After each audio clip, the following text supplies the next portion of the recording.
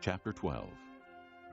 The Lord had said to Abram, "Leave your country, your people, and your father's household, and go to the land I will show you. I will make you into a great nation, and I will bless you. I will make your name great, and you will be a blessing. I will bless those who bless you, and whoever curses you, I will curse. And all peoples on earth will be blessed through you." So Abram left, as the Lord had told him, and Lot went with him. Abram was 75 years old when he set out from Haran. He took his wife Sarai, his nephew Lot, all the possessions they had accumulated, and the people they had acquired in Haran, and they set out for the land of Canaan, and they arrived there. Abram traveled through the land as far as the site of the great tree of Moreh at Shechem. At that time the Canaanites were in the land. The Lord appeared to Abram and said, "To your offspring I will give this land." So he built an altar there to the Lord who had appeared to him. From there he went on toward the hills east of Bethel and pitched his tent, with Bethel on the west and Ai on the east. There he built an altar to the Lord and called on the name of the Lord.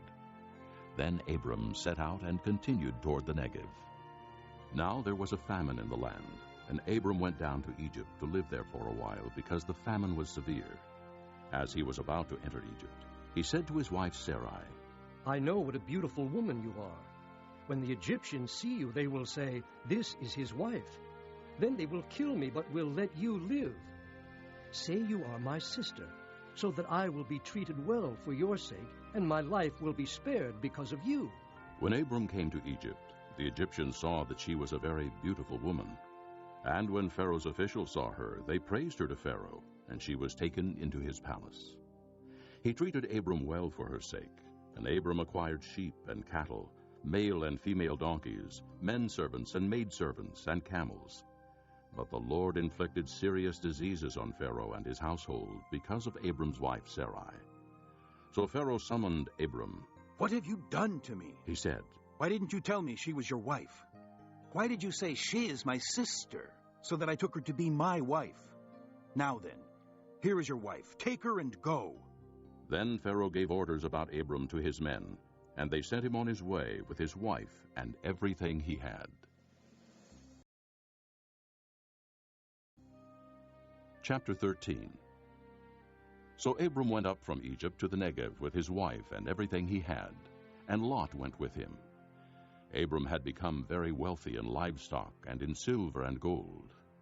From the Negev he went from place to place until he came to Bethel, to the place between Bethel and Ai, where his tent had been earlier, and where he had first built an altar. There Abram called on the name of the Lord. Now Lot, who was moving about with Abram, also had flocks and herds and tents. But the land could not support them while they stayed together, for their possessions were so great that they were not able to stay together. And quarreling arose between Abram's herdsmen and the herdsmen of Lot. The Canaanites and Perizzites were also living in the land at that time. So Abram said to Lot, "Let's not have any quarreling between you and me, or between your herdsmen and mine, for we are brothers. Is not the whole land before you? Let's part company. If you go to the left, I'll go to the right. If you go to the right, I'll go to the left." Lot looked up and saw that the whole plain of the Jordan was well watered, like the garden of the Lord, like the land of Egypt toward Zoar. This was before the Lord destroyed Sodom and Gomorrah. So Lot chose for himself the whole plain of the Jordan and set out toward the east. The two men parted company. Abram lived in the land of Canaan, while Lot lived among the cities of the plain and pitched his tents near Sodom. Now the men of Sodom were wicked and were sinning greatly against the Lord. The Lord said to Abram, after Lot had parted from him, "Lift up your eyes from where you are, and look north and south, east and west. All the land that you see, I will give to you and your offspring forever. I will make your offspring like the dust of the earth, so that if anyone could count the dust, then your offspring could be counted. Go, walk through the length and breadth of the land, for I am giving it to you. So Abram moved his tents and went to live near the great trees of Mamre at Hebron, where he built an altar to the Lord. Chapter 14. At this time, Amraphel, king of Shinar, Arioch, king of Elasar, Kedorlaomer, king of Elam, and Tidal, king of Goyim, went to war against Bera, king of Sodom, Birsha, king of Gomorrah, Shinab, king of Admah, Shemeber, king of Zeboim, and the king of Bela, that is Zoar. All these latter kings joined forces in the valley of Siddim, the Salt Sea. For 12 years they had been subject to Kedorlaomer, but in the 13th year they rebelled. In the 14th year, Kedorlaomer and the kings allied with him went out and defeated the Rephaites in Ashtaroth-Karnaim, the Zuzites in Ham, the Emites in Sheba-Kiriathaim, and the Horites in the hill country of Seir, as far as El-Paran near the desert. Then they turned back and went to En-Mishpat, that is Kadesh, and they conquered the whole territory of the Amalekites, as well as the Amorites, who were living in Hazazon-Tamar.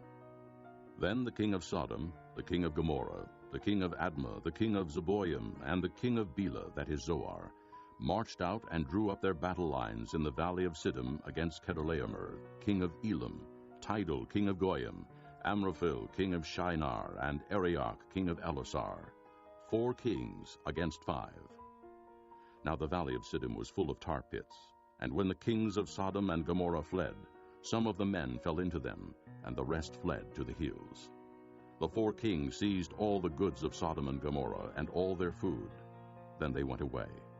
They also carried off Abram's nephew Lot and his possessions, since he was living in Sodom. One who had escaped came and reported this to Abram the Hebrew. Now Abram was living near the great trees of Mamre the Amorite, a brother of Eshcol and Aner, all of whom were allied with Abram. When Abram heard that his relative had been taken captive, he called out the 318 trained men born in his household, and went in pursuit as far as Dan. During the night, Abram divided his men to attack them, and he routed them, pursuing them as far as Hobah, north of Damascus. He recovered all the goods and brought back his relative Lot and his possessions, together with the women and the other people. After Abram returned from defeating Kedorlaomer and the kings allied with him, the king of Sodom came out to meet him in the valley of Sheva, that is, the king's valley. Then Melchizedek, king of Salem, brought out bread and wine.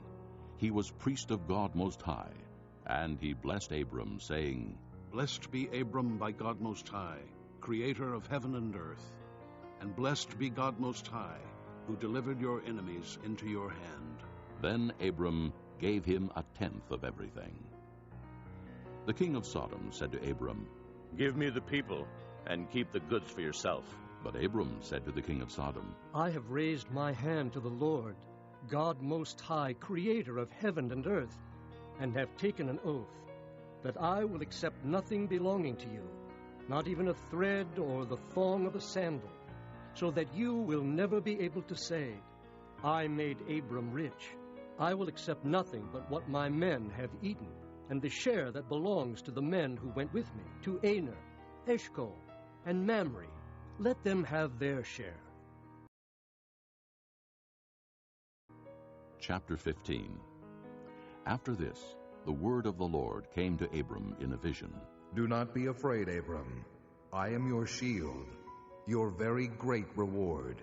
But Abram said, O sovereign Lord, what can you give me since I remain childless, and the one who will inherit my estate is Eliezer of Damascus? And Abram said, You have given me no children, so a servant in my household will be my heir. Then the word of the Lord came to him. This man will not be your heir, but a son coming from your own body will be your heir. He took him outside and said, Look up at the heavens and count the stars, if indeed you can count them. Then he said to him, So shall your offspring be. Abram believed the Lord, and he credited it to him as righteousness. He also said to him, I am the Lord, who brought you out of Ur of the Chaldeans, to give you this land to take possession of it. But Abram said, O sovereign Lord, how can I know that I will gain possession of it? So the Lord said to him, Bring me a heifer, a goat, and a ram, each 3 years old, along with a dove and a young pigeon. Abram brought all these to him, cut them in two, and arranged the halves opposite each other. The birds, however, he did not cut in half. Then birds of prey came down on the carcasses, but Abram drove them away. As the sun was setting, Abram fell into a deep sleep, and a thick and dreadful darkness came over him. Then the Lord said to him, Know for certain that your descendants will be strangers in a country not their own, and they will be enslaved and mistreated 400 years. But I will punish the nation they serve as slaves, and afterward they will come out with great possessions. You, however, will go to your fathers in peace and be buried at a good old age. In the 4th generation, your descendants will come back here, for the sin of the Amorites has not yet reached its full measure. When the sun had set and darkness had fallen, a smoking firepot with a blazing torch appeared and passed between the pieces. On that day, the Lord made a covenant with Abram and said, To your descendants I give this land from the river of Egypt to the great river the Euphrates, the land of the Kenites, Kenizzites, Cadmonites, Hittites, Perizzites, Rephaites, Amorites, Canaanites, Girgashites, and Jebusites.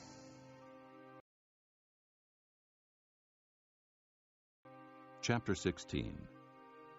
Now Sarai, Abram's wife, had borne him no children, but she had an Egyptian maidservant named Hagar. So she said to Abram, The Lord has kept me from having children. Go, sleep with my maidservant. Perhaps I can build a family through her. Abram agreed to what Sarai said.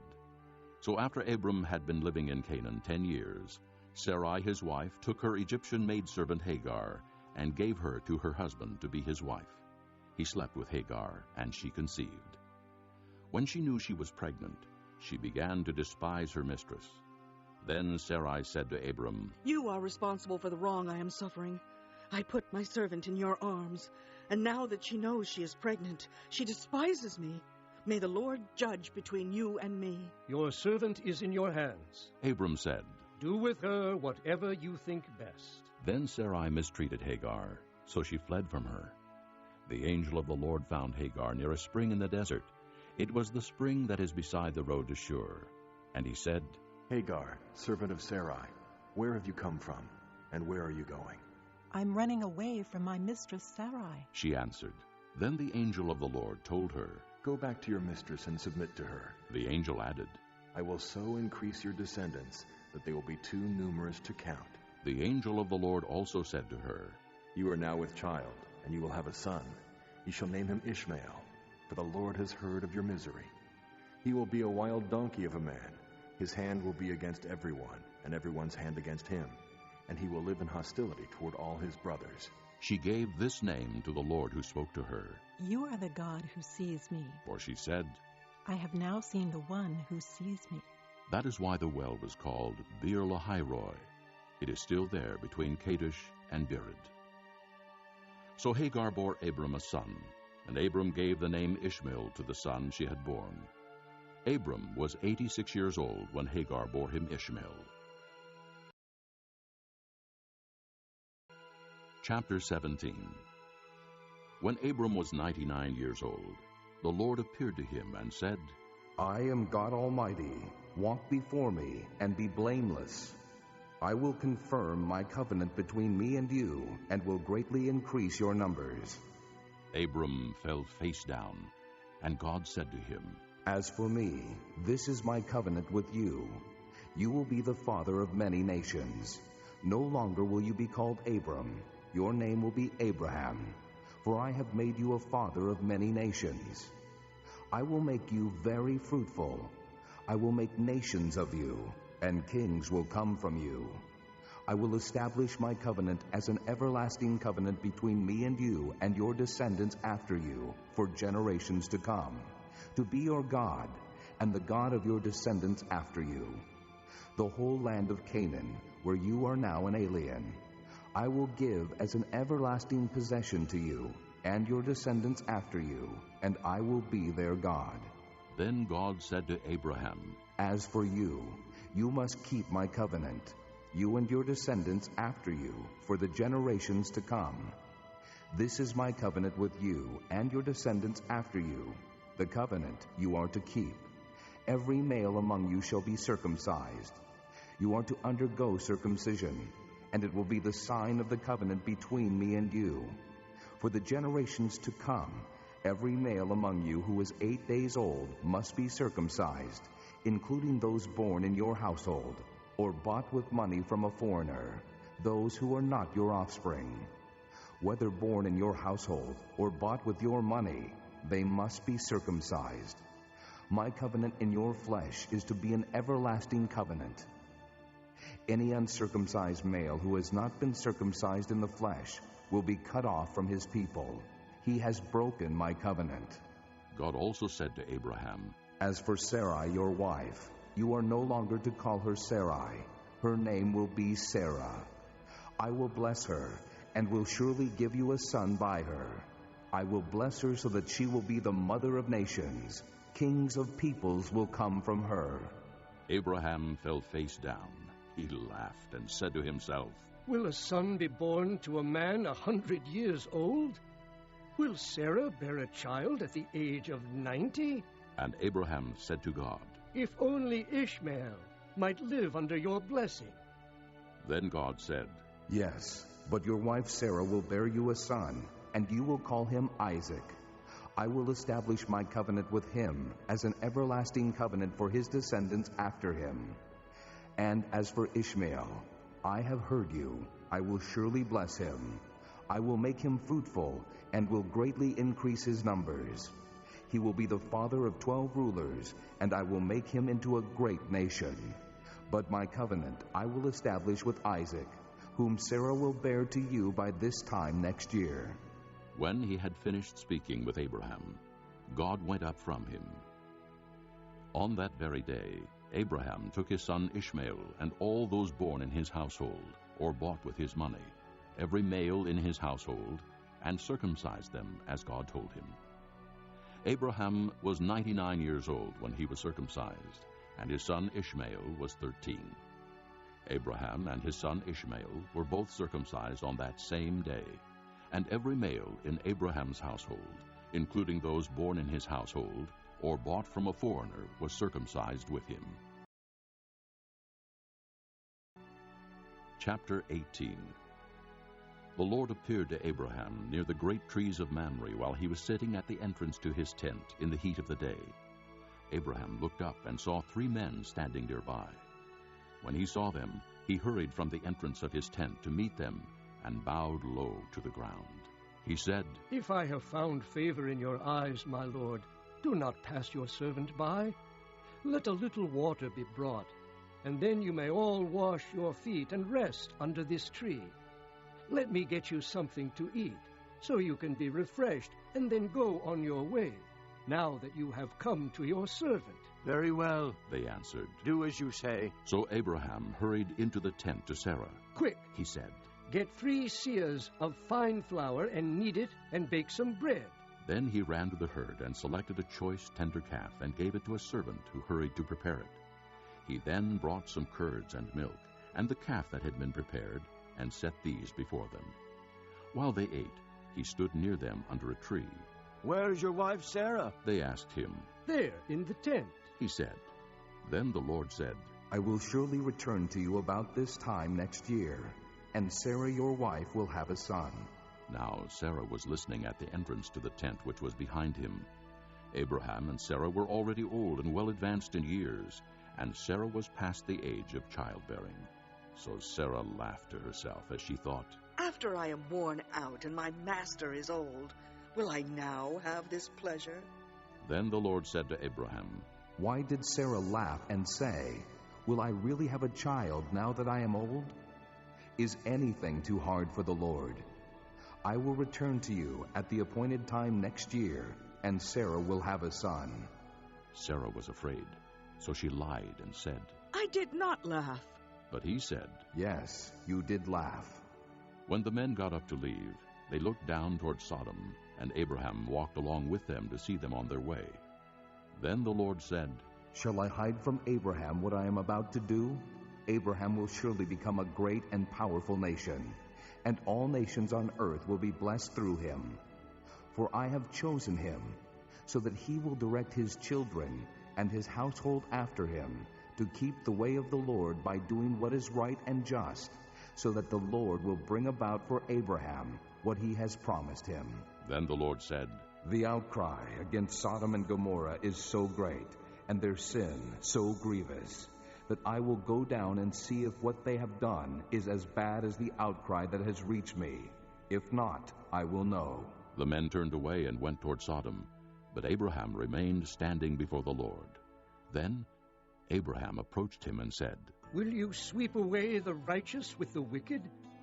What if there are 50 righteous people in the city?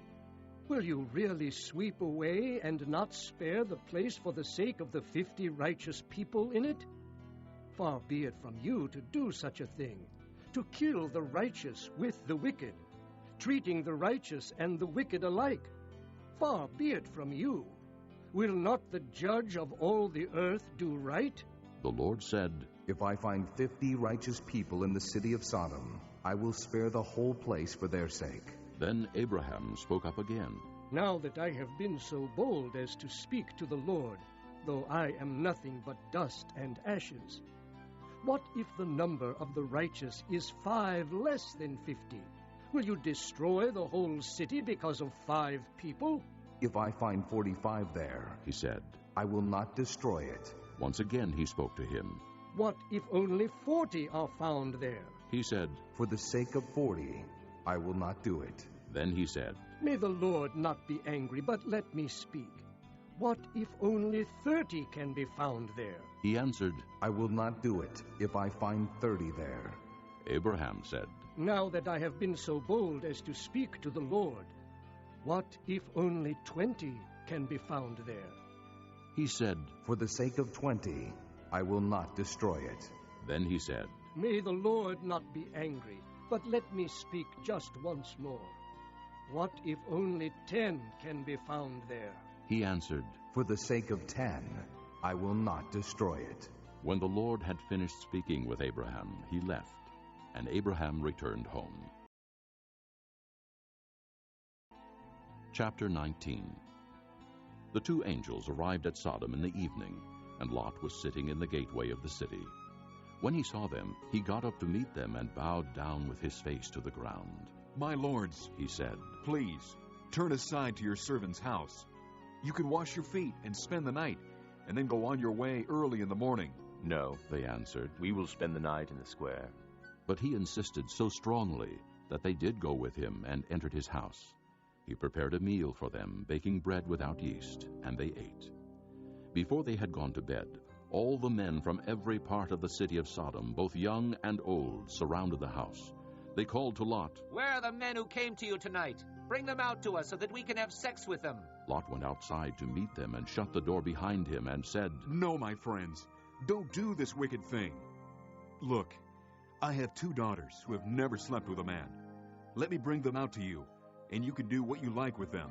But don't do anything to these men, for they have come under the protection of my roof. Get out of our way. They replied, and they said, This fellow came here as an alien, and now he wants to play the judge.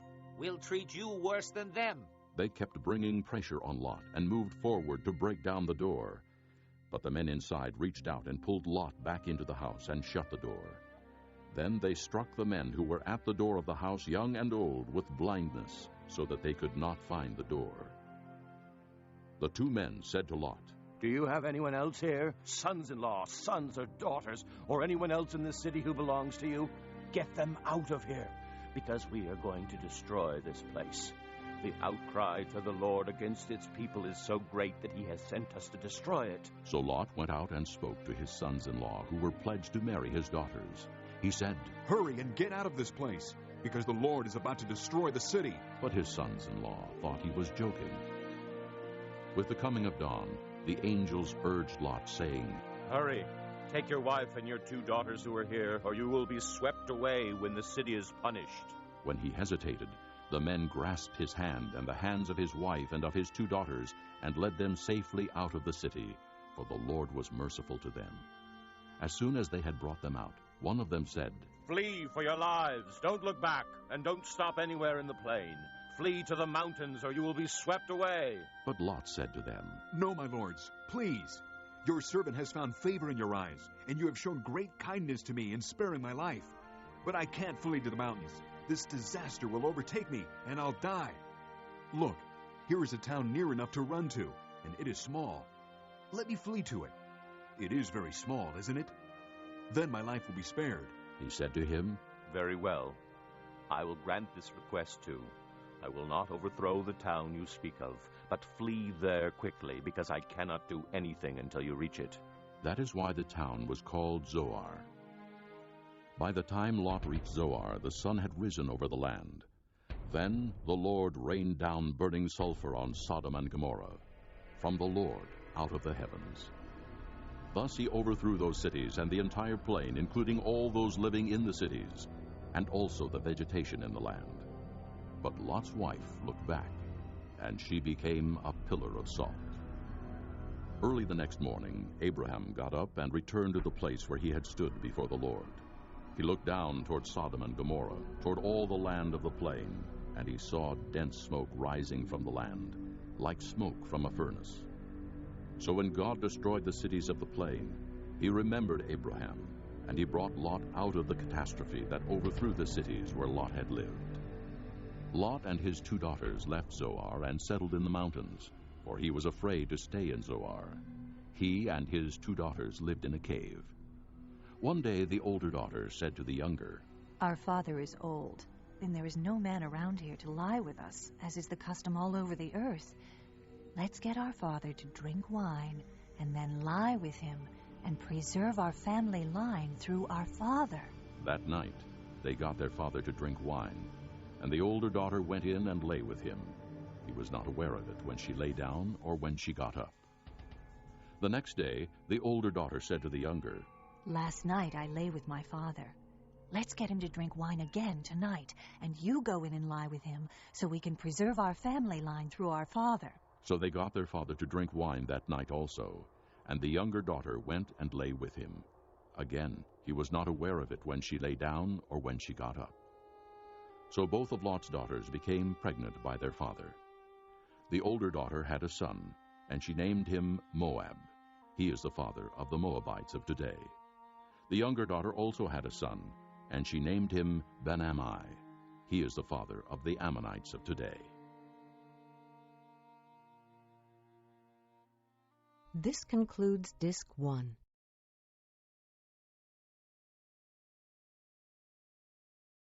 Chapter 20. Now Abraham moved on from there into the region of the Negev and lived between Kadesh and Shur. For a while he stayed in Gerar, and there Abraham said to his wife Sarah, "She is my sister." Then Abimelech, king of Gerar, sent for Sarah and took her. But God came to Abimelech in a dream one night and said to him, "You are as good as dead because of the woman you have taken. She is a married woman." Now Abimelech had not gone near her, so he said, "Lord, will you destroy an innocent nation? Did he not say to me, 'She is my sister'? And didn't she also say, 'He is my brother'? I have done this with a clear conscience and clean hands." Then God said to him in the dream, "Yes, I know you did this with a clear conscience, and so I have kept you from sinning against me. That is why I did not let you touch her. Now, return the man's wife, for he is a prophet, and he will pray for you, and you will live. But if you do not return her, you may be sure that you and all yours will die." Early the next morning, Abimelech summoned all his officials, and when he told them all that had happened, they were very much afraid. Then Abimelech called Abraham in and said, "What have you done to us? How have I wronged you that you have brought such great guilt upon me and my kingdom? You have done things to me that should not be done." And Abimelech asked Abraham, "What was your reason for doing this?" Abraham replied, "I said to myself, there is surely no fear of God in this place, and they will kill me because of my wife. Besides, she really is my sister, the daughter of my father, though not of my mother, and she became my wife. And when God had me wander from my father's household, I said to her, 'This is how you can show your love to me. Everywhere we go, say of me, he is my brother.' Then Abimelech brought sheep and cattle and male and female slaves, and gave them to Abraham, and he returned Sarah his wife to him. And Abimelech said, 'My land is before you. Live wherever you like.' To Sarah he said, 'I am giving your brother 1,000 shekels of silver. This is to cover the offense against you before all who are with you. You are completely vindicated.' Then Abraham prayed to God, and God healed Abimelech, his wife, and his slave girls, so they could have children again. For the Lord had closed up every womb in Abimelech's household because of Abraham's wife Sarah. Chapter 21. Now the Lord was gracious to Sarah, as he had said, and the Lord did for Sarah what he had promised. Sarah became pregnant and bore a son to Abraham in his old age, at the very time God had promised him. Abraham gave the name Isaac to the son Sarah bore him. When his son Isaac was 8 days old, Abraham circumcised him as God commanded him. Abraham was 100 years old when his son Isaac was born to him. Sarah said, "God has brought me laughter, and everyone who hears about this will laugh with me." And she added, "Who would have said to Abraham that Sarah would nurse children? Yet I have borne him a son in his old age." The child grew and was weaned, and on the day Isaac was weaned, Abraham held a great feast. But Sarah saw that the son whom Hagar the Egyptian had borne to Abraham was mocking, and she said to Abraham, "Get rid of that slave woman and her son, for that slave woman's son will never share in the inheritance with my son Isaac." The matter distressed Abraham greatly because it concerned his son. But God said to him, "Do not be so distressed about the boy and your maidservant. Listen to whatever Sarah tells you, because it is through Isaac that your offspring will be reckoned. I will make the son of the maidservant into a nation also, because he is your offspring." Early the next morning, Abraham took some food and a skin of water and gave them to Hagar. He set them on her shoulders and then sent her off with the boy. She went on her way and wandered in the desert of Beersheba. When the water in the skin was gone, she put the boy under one of the bushes. Then she went off and sat down nearby, about a bow shot away, for she thought, "I cannot watch the boy die." And as she sat there nearby, she began to sob. God heard the boy crying, and the angel of God called to Hagar from heaven and said to her, "What is the matter, Hagar? Do not be afraid. God has heard the boy crying as he lies there.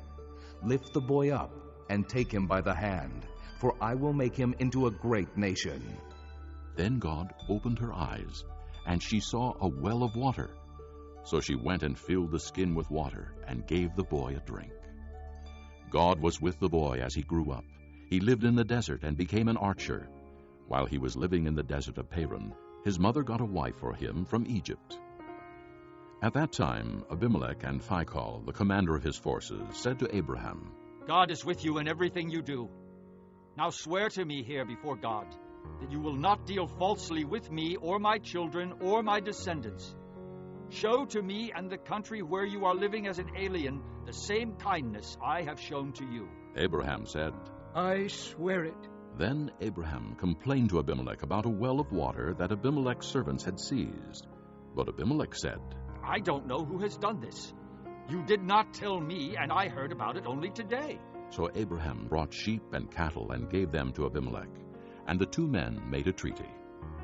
Abraham set apart 7 ewe lambs from the flock, and Abimelech asked Abraham, "What is the meaning of these 7 ewe lambs you have set apart by themselves?" He replied, "Accept these 7 lambs from my hand, as a witness that I dug this well."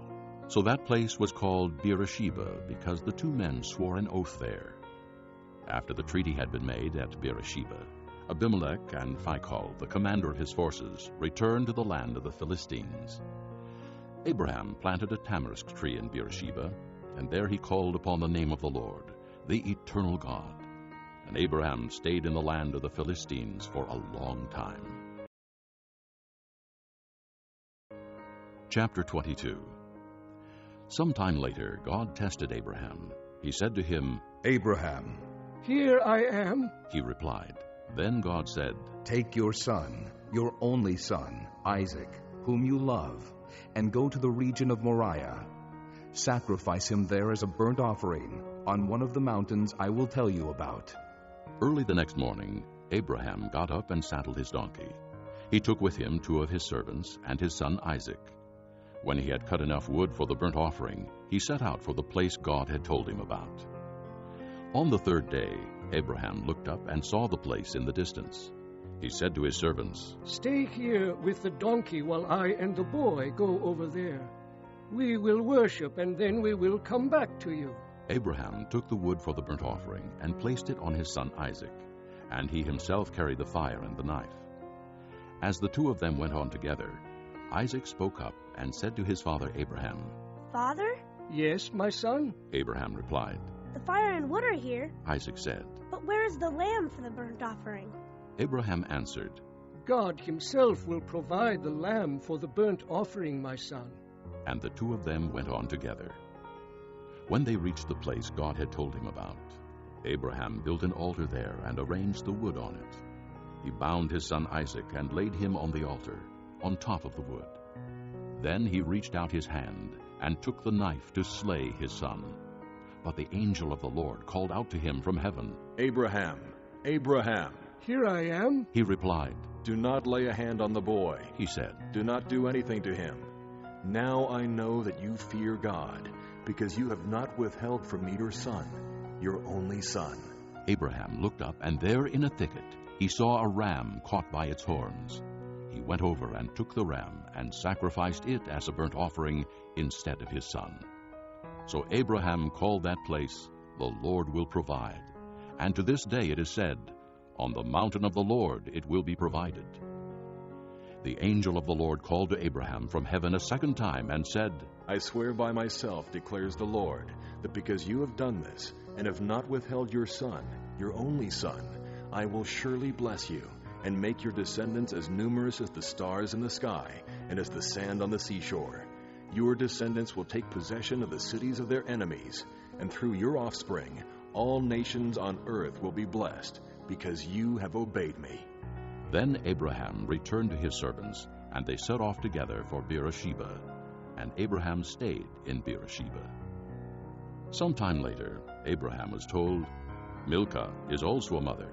She has borne sons to your brother Nahor, Uz the firstborn, Buz his brother, Kemuel the father of Aram, Kesed, Hazo, Pildash, Jidlaph, and Bethuel. Bethuel became the father of Rebekah. Milcah bore these 8 sons to Abraham's brother Nahor. His concubine, whose name was Rumah, also had sons, Tebah, Gaham, Tahash, and Maacah. Chapter 23. Sarah lived to be 127 years old. She died at Kiriath Arba, that is Hebron, in the land of Canaan. And Abraham went to mourn for Sarah and to weep over her. Then Abraham rose from beside his dead wife and spoke to the Hittites. He said, I am an alien and a stranger among you. Sell me some property for a burial site here so I can bury my dead. The Hittites replied to Abraham, Sir, listen to us. You are a mighty prince among us. Bury your dead in the choicest of our tombs. None of us will refuse you his tomb for burying your dead. Then Abraham rose and bowed down before the people of the land, the Hittites. He said to them, If you are willing to let me bury my dead, then listen to me and intercede with Ephron, son of Zohar, on my behalf. So he will sell me the cave of Machpelah, which belongs to him and is at the end of his field.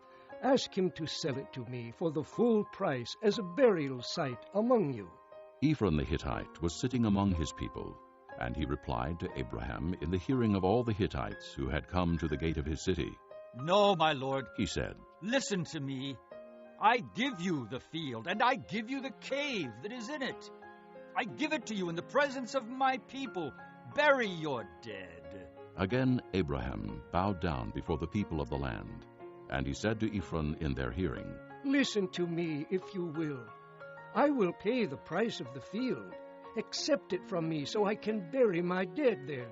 Ephron answered Abraham, Listen to me, my lord. The land is worth 400 shekels of silver. But what is that between me and you? Bury your dead. Abraham agreed to Ephron's terms and weighed out for him the price he had named in the hearing of the Hittites, 400 shekels of silver, according to the weight current among the merchants. So Ephron's field in Machpelah near Mamre, both the field and the cave in it, and all the trees within the borders of the field, was deeded to Abraham as his property in the presence of all the Hittites who had come to the gate of the city. Afterward, Abraham buried his wife Sarah in the cave in the field of Machpelah near Mamre, which is at Hebron, in the land of Canaan. So the field and the cave in it were deeded to Abraham by the Hittites as a burial site. Chapter 24. Abraham was now old and well advanced in years, and the Lord had blessed him in every way.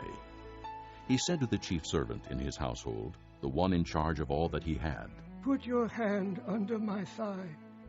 I want you to swear by the Lord, the God of heaven and the God of earth, that you will not get a wife for my son from the daughters of the Canaanites, among whom I am living, but will go to my country and my own relatives and get a wife for my son Isaac. The servant asked him, What if the woman is unwilling to come back with me to this land? Shall I then take your son back to the country you came from? Make sure that you do not take my son back there. Abraham said, The Lord, the God of heaven, who brought me out of my father's household and my native land, and who spoke to me and promised me on oath, saying, To your offspring I will give this land. He will send his angel before you so that you can get a wife for my son from there. If the woman is unwilling to come back with you, then you will be released from this oath of mine. Only do not take my son back there. So the servant put his hand under the thigh of his master Abraham, and swore an oath to him concerning this matter. Then the servant took 10 of his master's camels and left, taking with him all kinds of good things from his master. He set out for Aram-naharaim, and made his way to the town of Nahor. He had the camels kneel down near the well outside the town. It was toward evening, the time the women go out to draw water. Then he prayed, O Lord, God of my master Abraham, give me success today, and show kindness to my master Abraham. See, I am standing beside the spring, and the daughters of the townspeople are coming out to draw water. May it be that when I say to a girl, Please let down your jar that I may have a drink, and she says, Drink, and I'll water your camels too. Let her be the one you have chosen for your servant Isaac. By this I will know that you have shown kindness to my master. Before he had finished praying, Rebekah came out with her jar on her shoulder. She was the daughter of Bethuel, son of Milcah, who was the wife of Abraham's brother Nahor. The girl was very beautiful, a virgin. No man had ever lain with her. She went down to the spring, filled her jar, and came up again. The servant hurried to meet her and said, Please give me a little water from your jar. Drink, my lord, she said, and quickly lowered the jar to her hands and gave him a drink. After she had given him a drink, she said, I'll draw water for your camels too, until they have finished drinking.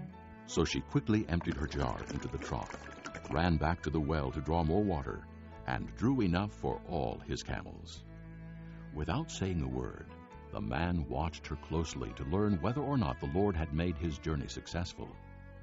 When the camels had finished drinking, the man took out a gold nose ring weighing a beka and 2 gold bracelets weighing 10 shekels. Then he asked, Whose daughter are you?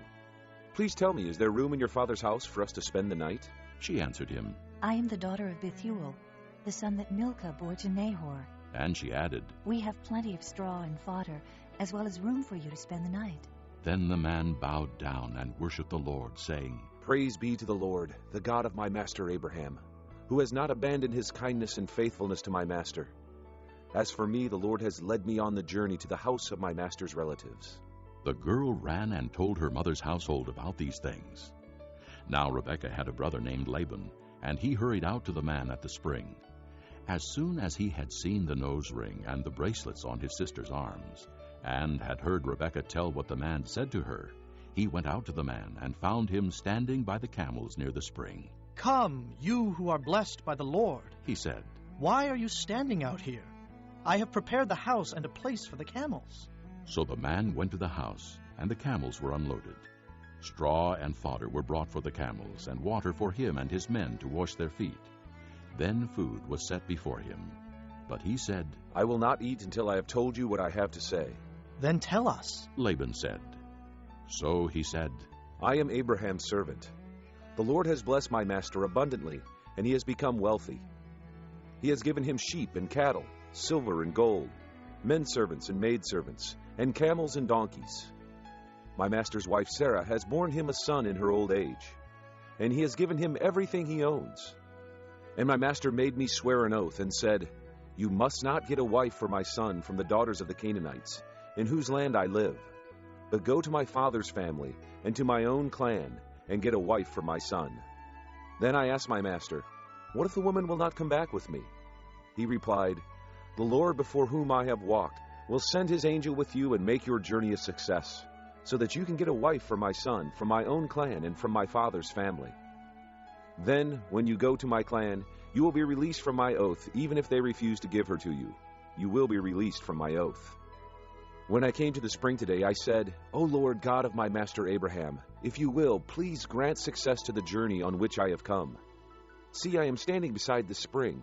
If a maiden comes out to draw water, and I say to her, "Please let me drink a little water from your jar," and if she says to me, "Drink, and I'll draw water for your camels too," let her be the one the Lord has chosen for my master's son."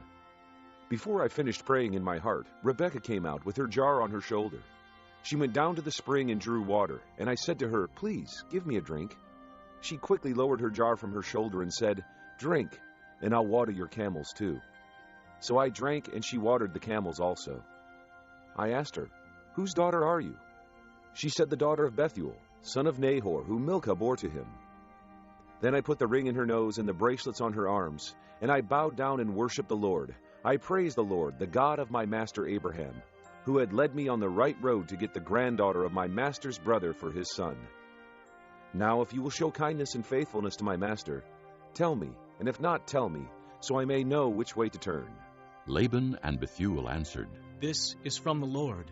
We can say nothing to you one way or the other." "Here is Rebekah.